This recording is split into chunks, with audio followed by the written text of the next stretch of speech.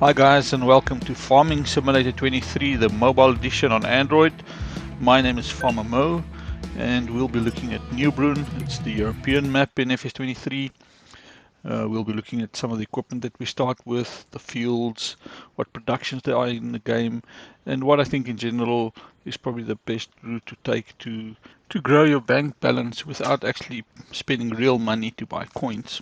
And there's some DLC content in the game now that you can unlock with money, but it doesn't actually buy the equipment, it just unlocks it. So let's jump into our first tractor. It's a Massey Ferguson 3670. It's got 170 horsepower, it does 40 kilometers per hour, and attached to the back of it we've got a Welga trailer with a 8,000 litre capacity. Second tractor is exactly the same Massey Ferguson. On the back of this we've got the Nordstrom HK25 NS330 seeder.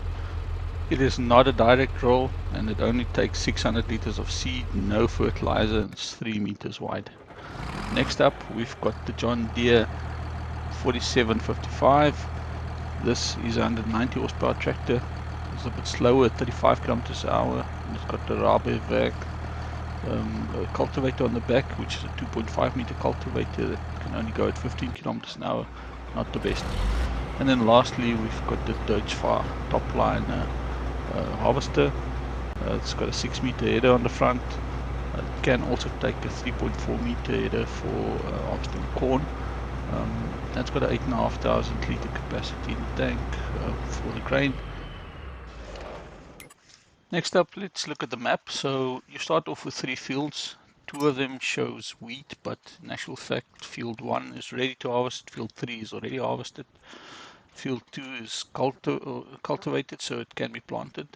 Field 3 needs to be cultivated because our seed is not a direct roll, so we need to cultivate it before we can seed. If we look at what we have on our farm, there are the chicken pasture, where we've already got actually 3 chickens. There's a fertilizer tank where we can effectively buy fertilizer and seed and also herbicide. Then there's also the diesel tank where we can refuel the tractors. There's the house where we can sleep. And then we've got 2 types of silos. The grain silo that can take 400,000 liters and a pallet storage, call it a silo, where you can drop off the bales and the pallets to store.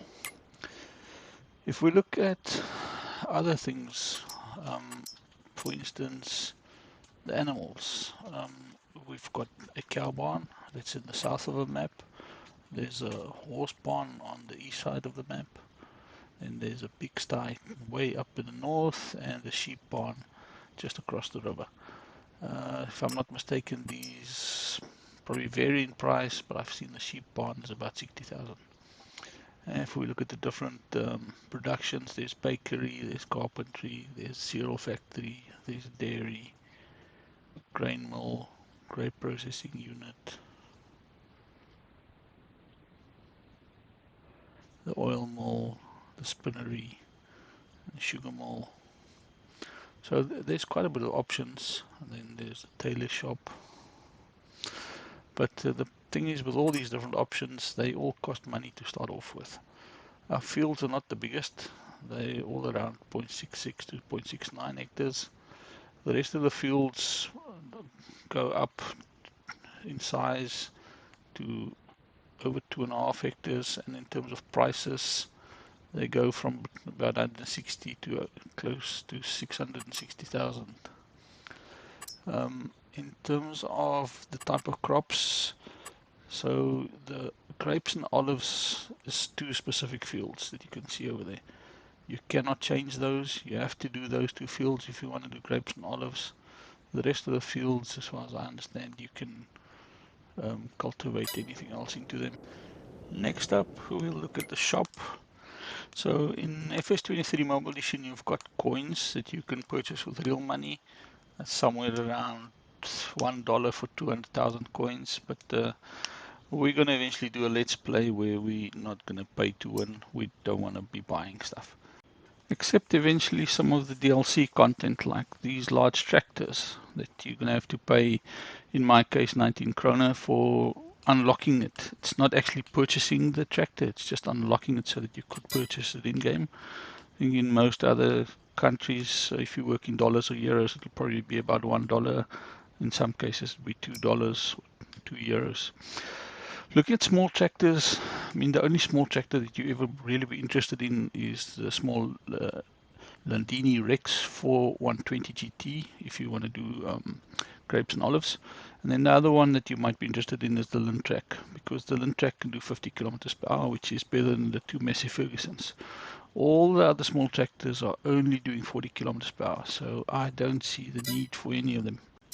Getting to the medium tractors. So all three tractors that we currently have are mediums. The two Massey Fergusons, they're doing 40 kilometers an hour.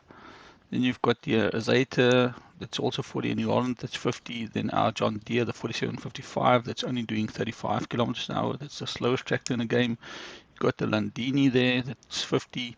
And then you get to the faster tractors, like the Fast Track 4220, the JCB. And then also the Dagefar 8280 TDV, that can also do 60 kilometers an hour. So between the JCB and the Dagefar, those are probably the only other medium-sized tractors that I would ever consider. And the Dagefar is obviously a little bit more power than the JCB. You've got at the end there the Class as well, but also it's only doing 50 kilometers an hour. So unless you really need the power that the Class can give you over the Dagefar, that Dagefar is probably the best medium tractor to go for. I'm not really going to look at the large tractors now, not like we can afford them at all. So let's look at it a little bit at the other crops and what it costs to do these other crops. And it's very expensive really to do the other crops. I mean, if you look at potatoes, you need a 600,000 harvester. Sugar beets, again, you need a harvester that's going to be 500,000 plus a header, that's another 80,000. I mean, you're not going to have 600,000 early on to do these kind of other crops.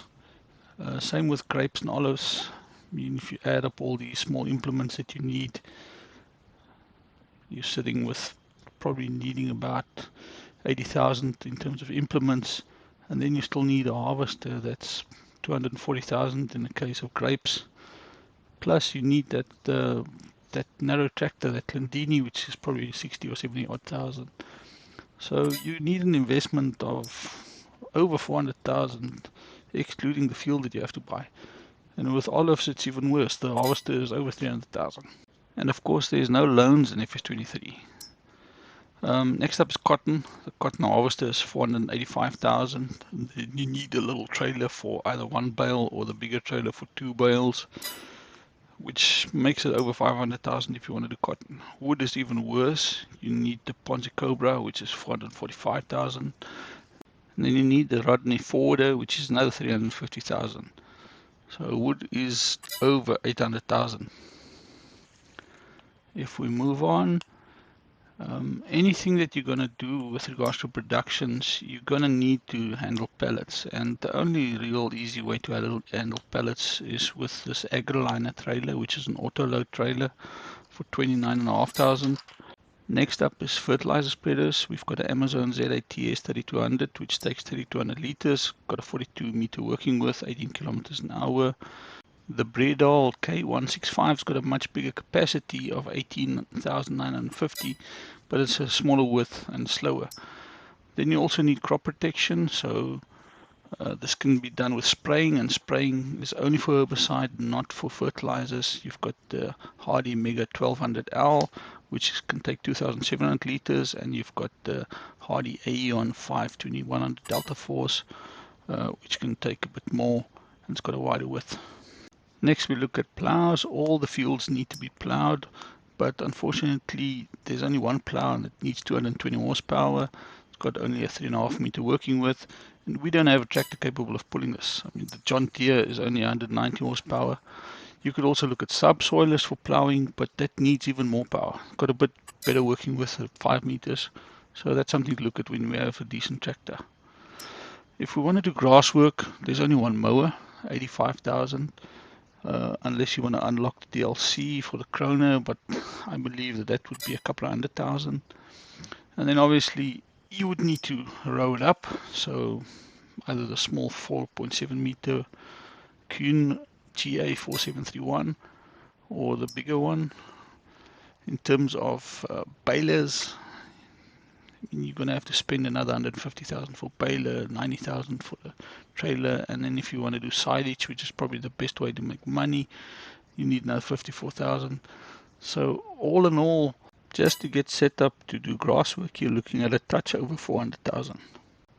So yeah, I think the best way to start off is to probably just go and harvest your existing fields, get them ready for the next crop, maybe something like canola.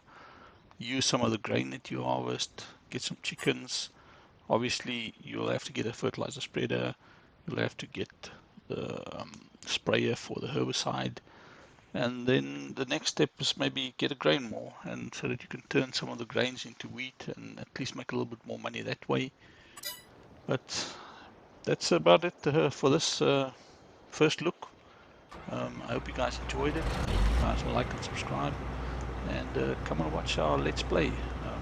We'll be starting off today as well, and we'll be dropping an episode a day for at least the first couple of days, and probably do about 3 a week. But thank you for watching. See you in the first episode. Cheers.